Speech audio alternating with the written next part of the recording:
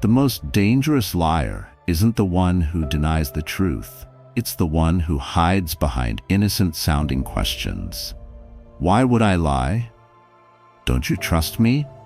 Can we talk about this later? These aren't just questions, they're weapons, crafted to make you feel guilty, confused, and silent while they walk away clean.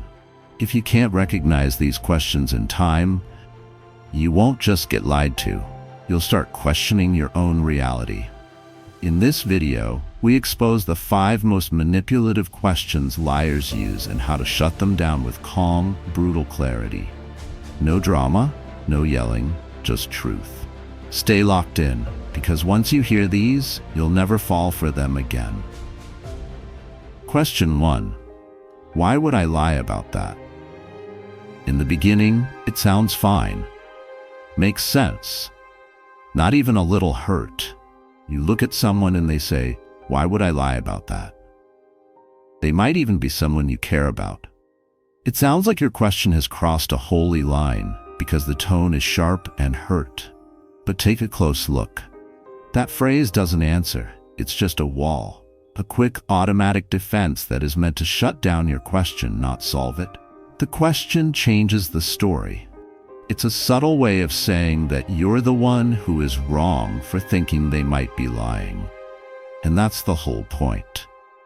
Liars don't always need good reasons to lie. They need you to feel bad for asking sometimes.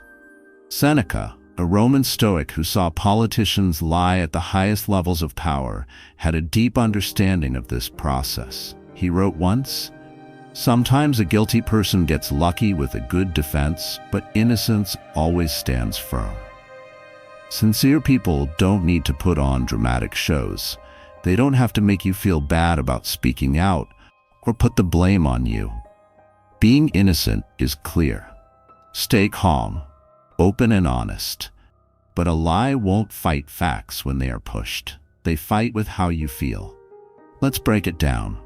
Why would I lie about that? Isn't really asking for an answer.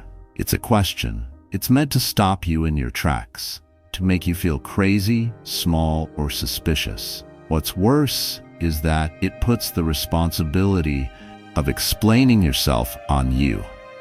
You stop paying attention to what they said or did all of a sudden. That puts you on the defensive. That's why you were so brave to doubt them in the first place. Also, that's how lies keep themselves safe. You could even start to tell yourself lies to avoid telling the truth. Well, yeah, why would they lie? You'll ask yourself. This does not make sense. I might be thinking too much. Maybe I'm being too harsh. You start to make sense of things for them, which is something liars love to see.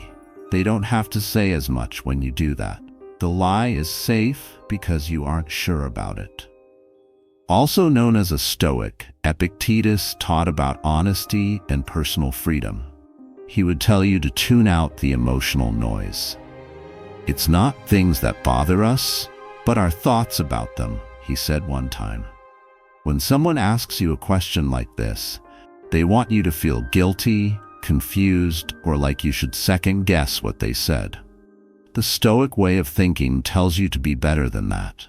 Stopping. Look at. Also, ask yourself, what is going on here? Because the truth is that someone who doesn't have anything to hide shouldn't make fun of you for asking questions. They don't need tricks of the tongue. They don't try to get around your suspicions by using your feelings against you. Instead, they tell you what's true. They set the scene. They pay attention. They give an explanation.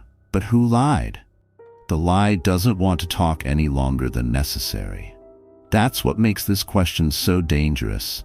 It sounds like a conversation, but it ends one. Just asking makes you feel like the bad guy.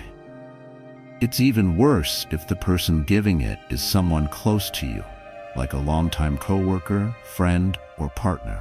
That past is used as a weapon because it's harder to believe someone is telling the truth after trusting them for a long time. Marcus Aurelius wrote in his Meditations that people should base their lives on ethics and clarity. He wrote, "I will gladly change what I think or do if someone can show me that it is wrong. I seek the truth." To find the truth, you have to be humble. Being open is needed. It takes guts more than anything else, though. The guts to see things as they really are, not as we wish they were. When someone says, "Why would I lie about that?" what do you think will happen next? Do they give you facts, specifics? Do they make you want to have a real talk? Or do they act like the issue is your question, not how they act? That's the red flag. This question isn't meant to get you to be honest. It comes from wanting to protect yourself. It's the first thing a lie does when they feel like the walls are closing in on them. They don't want to own up or stand by the truth, so they try to make you feel like your opinion is an attack on them personally. It works, which is sad. Even more so on people like me who don't want trouble, who would like peace. You'd rather believe the best in people than have to deal with the truth, right? That's why it works so well. But remember what the Stoics said: do good things before you feel good. Truth is more important than ease. Being tricked is painful, but choosing to stay tricked, that's even worse. That's not being honest with yourself. You don't need to be mean. You do not need to fight. You don't even have to say anything bad. You only need to be clear. Take a deep breath when someone asks, "Why would I lie about that?" Go back to what you already know. What was said? What was done? What doesn't make sense? This question is used by liars to keep you from feeling anything. As a Stoic, you learn to control how you react. Don't answer it. Don't let guilt take over your life. Do not argue about what ifs and maybes. If the story doesn't make sense or the facts aren't clear, and all they have to offer is a hurt question meant to shame you, you should back off. That's not true. That's a false lead. The question tells me more about them than it does about you. It shows what they're afraid of: being seen.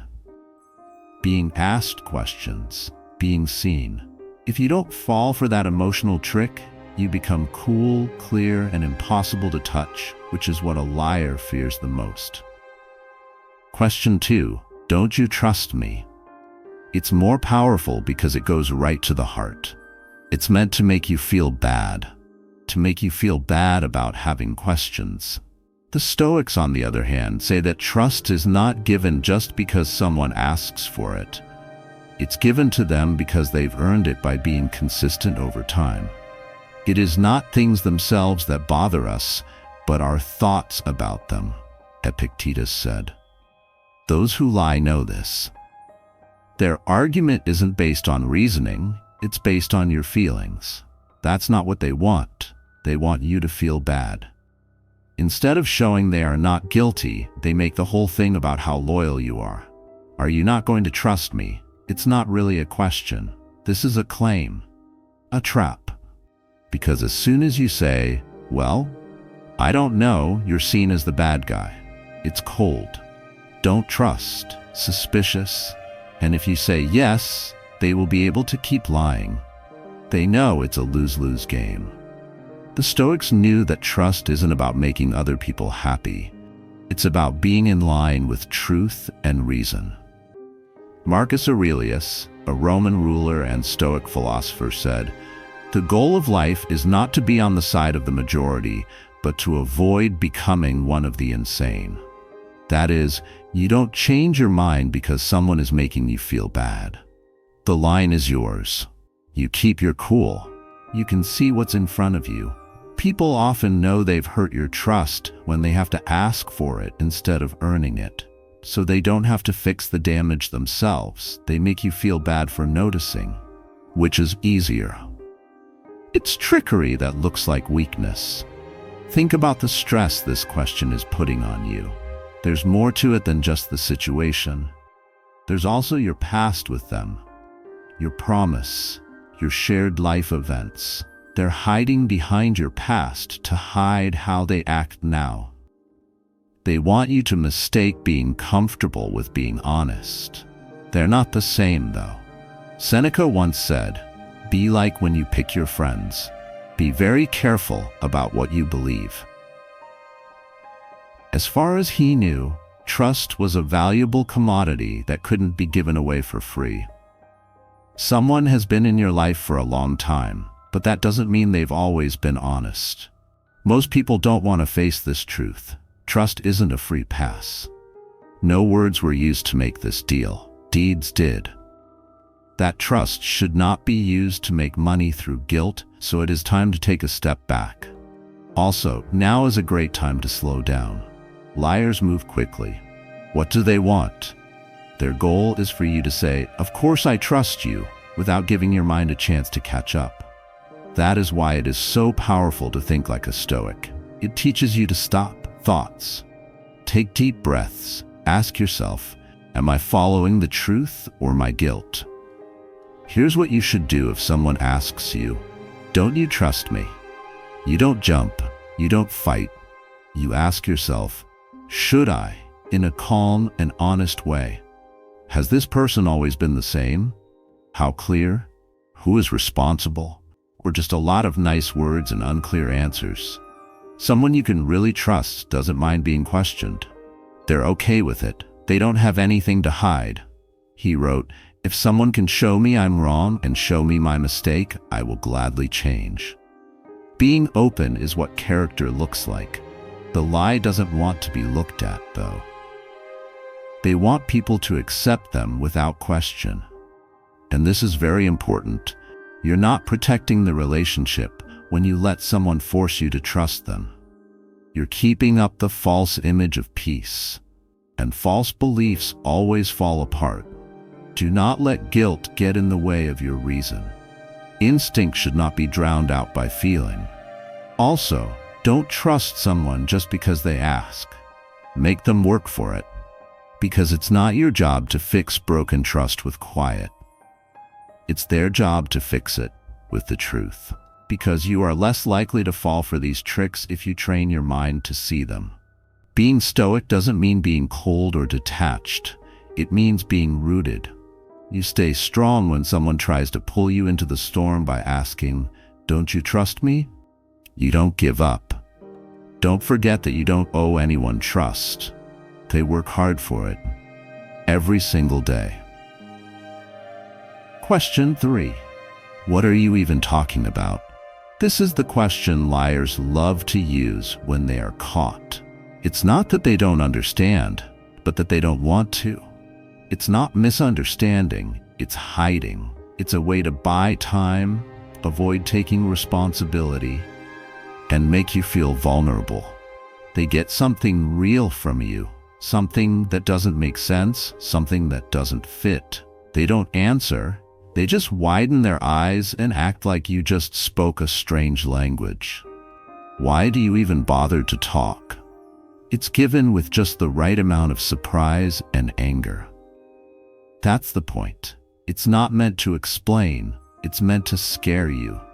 Liars know that it's easier to trick you when you're not sure what's going on. They don't have to prove your point. They just have to make you doubt your memory, your gut, and what you think you see. They wish you would feel crazy. To make you doubt your grasp on truth. It's psychological warfare that's hidden behind a lack of trust.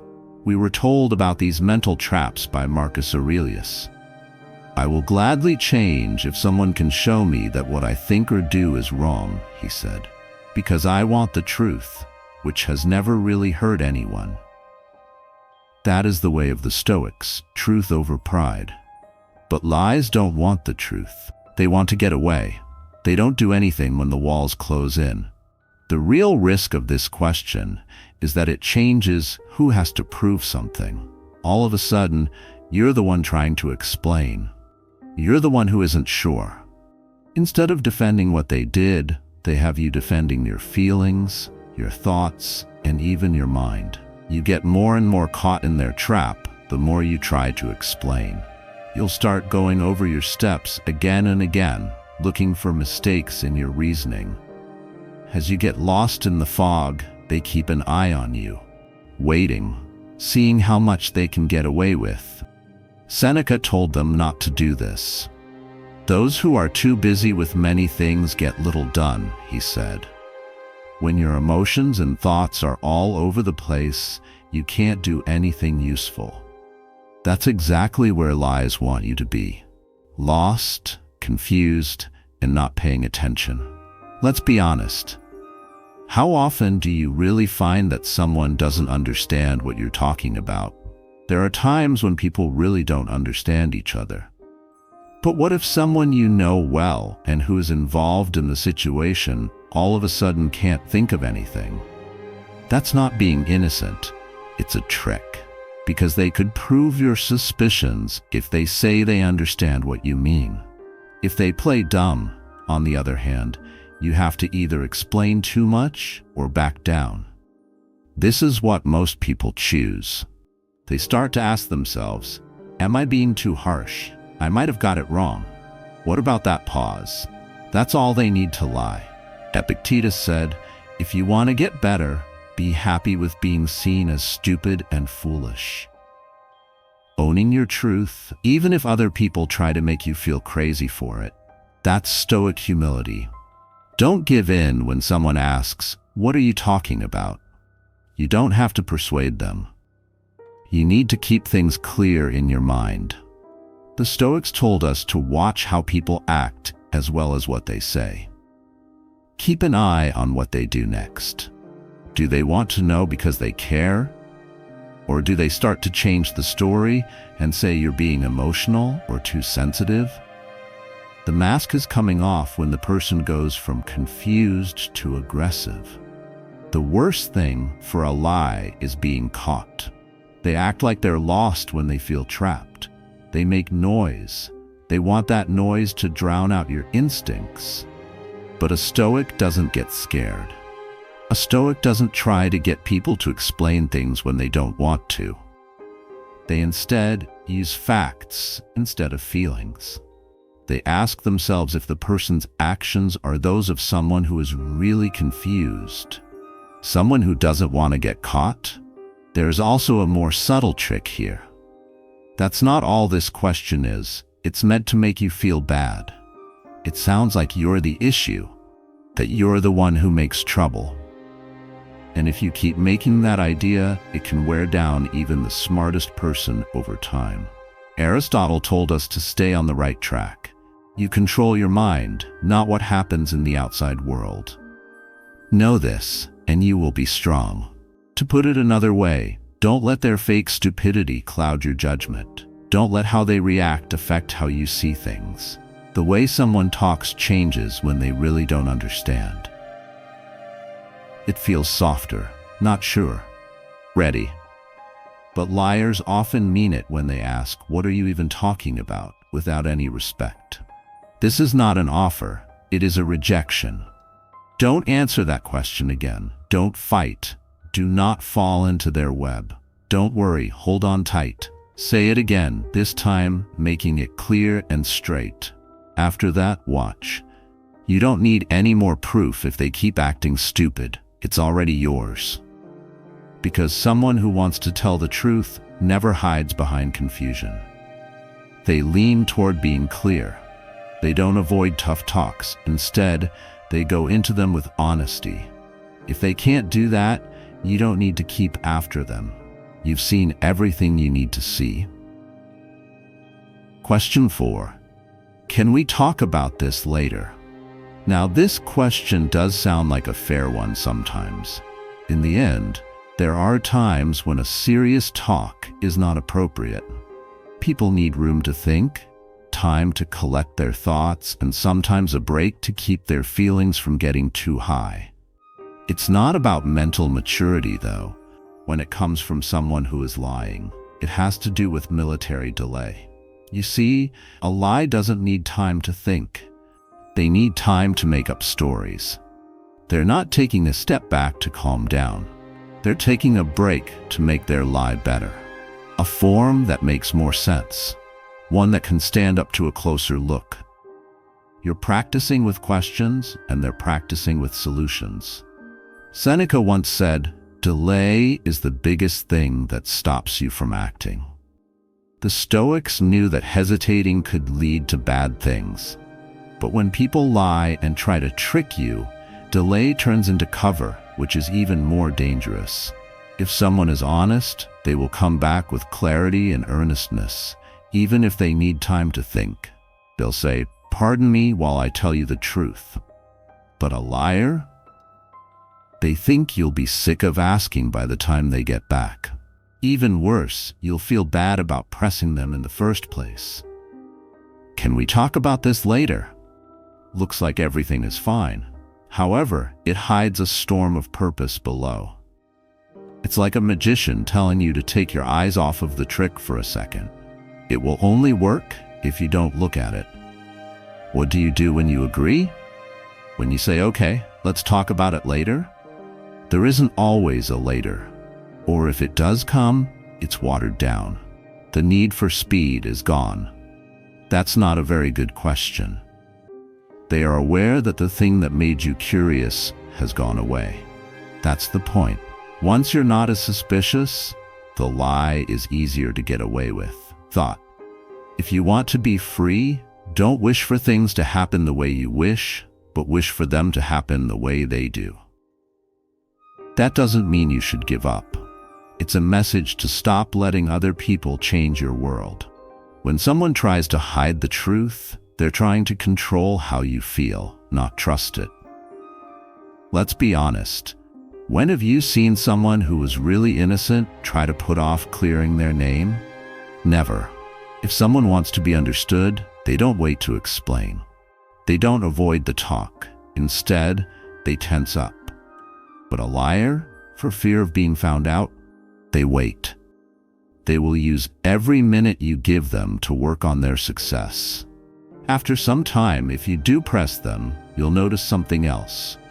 The tone of their voice has changed. There's not as much fear, not as inconsistent. That's not because they found peace. It's because they had time to practice. What might have seemed like a mistake at the time is now a perfectly clear answer. The Stoic answer is, don't let short-term peace turn into long-term uncertainty. People will say why they need space if they really do. They'll give you a time to come back. The most important thing is that they'll return on their own. When a lie says, "Can we talk about this later?" they almost never do anything else. Instead, quiet, distance, or deflection come after it. It's more important than ever to trust your gut. Believe what you feel at that time. When someone asks a question, is it to control their emotions or to avoid them? Are they stressed out or planning something? What comes next will tell you. Someone who wants the truth to be told will come back to the talk. Someone who wants to be in charge will make sure it doesn't happen again. Do not forget what Marcus Aurelius said. If it is not right, do not do it. Don't say something if it's not true. Knowing when to say something is smart, but telling the truth without holding back is powerful. If someone says they'll be back but doesn't, they've already chosen the lie over the friendship. The bigger secret is that they are also testing you. They want to see how much fight you give them. People who are after you will learn something if you let it go. You don't need to be clear. And once they know that, it's easier for them to lie again. The next pause looks and feels more natural. That's the reason you need to center yourself. Do not worry, don't fight, but don't give up on your search for the truth either. "That's fine" is a strong, easy thing to say. We will talk about it soon, though. Then make them do it. Don't let ease take the place of truth. The Stoic way is not about fighting for the sake of your ego. It's about keeping your peace, standing up for what makes sense, and not letting yourself be influenced. When someone asks you to hold on to the truth, you should ask yourself if they want time to be honest or time to get away with something. The answer to that question might tell you a lot more than what they say. Question 5. Why are you making a big deal out of nothing? This is the last and sneakiest question a liar will ask you, not to make you doubt what they did, but to make you doubt that what they did mattered. It's more than just a trick. It goes against your morals, your feelings, and your sense of what's right. They're not telling you you're wrong. They're telling you you're too emotional, sensitive, or strong. This means the lie isn't the problem. It's you who are wrong. At that point, you need to stop and ask yourself, if this isn't important, then why am I being made to feel crazy for noticing it? What happens to you doesn't matter. How you react to it does. This was said by the Stoic philosopher Epictetus. Liars know this. They know that if they can choose how you respond, they can choose what happens. That is, they reduce. They go down. That's what they do. They don't have to fix anything in real life if they can make the problem smaller in your thoughts. That question is a sort of gaslighting, an attempt to change the way you see things so that they see things differently. The strategy is sneaky but strong. They don't respond to your worry, suspicion, or pain with truth or regret. Instead, they make it about how you can't let things go. What's the big deal? It sounds not serious. There is no doubt, though, that this is psychological warfare. It makes people think you're dramatic, crazy, or even insecure. And the more you hear it, the more likely it is that you will believe it. The Stoics knew, though, that how you feel is your guide, not your weakness. It doesn't matter what 10,000 men say if none of them know anything about it. Marcus Aurelius wrote, "That is, just because the person you're talking to won't face truth doesn't mean you're wrong. It means they aren't brave enough to tell the truth with you." Ask yourself, overreacting to what? When someone tells you that you're doing that, because their question is really an admission that something took place, and that something is important to you, no matter how small they make it, that's not going too far. That's being aware. Seneca said that a wise person doesn't let small things go by if they hurt their soul. The brave are free, he said, and you have to be brave to stand your ground when someone tries to tell you that your world is too loud, too much, or too inconvenient. You see, lies don't just fear the truth. They're afraid you'll believe it. And this question is the last thing they can do to defend themselves. They will say it doesn't matter if they can't deny what happened. If they can't get the facts wrong, they'll try to get your opinion wrong. How clear Stoics are comes in now. It's not always a betrayal when something hurts, but anything that feels off should be looked into. Being cold isn't part of Stoicism. It's about being clear. It's not about hiding your feelings. It's about being aware of them without letting them control you. And when someone tries to control your feelings by playing down your feelings, you need your Stoic armor the most. Do not worry too much because someone says so. You're not being dramatic because they don't like being responsible. You are looking around. You want to know. There's a desire to understand. Also, if they really cared about you, they would want to understand. Marcus Aurelius once said, "Don't waste any more time arguing about what a good man should be. Be one." A good person won't make you feel bad for wanting to know more. They do not make fun of your questions. They don't say anything bad about how honest you are. They pay attention. They tell the truth. They trust each other enough to keep the links safe.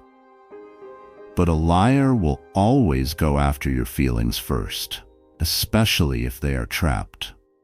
They want to make you doubt yourself. They want it to make you feel bad that you brought it up in the first place. Because you'll give up if you feel bad about it. They win if you drop it. How would you answer this question? You don't make more noise. You don't fight over each and every point. It's like you stay cool, collected, and in control. You say something like, "To me, it's important, and that should be enough." This talk tells me more than I need to know if you can't respect that. That is the practice of Stoicism. Not silence, not being passive, but calm power that comes from the truth. Because dishonest people want storms, they want screaming, chaos, and tears. They can point at the noise.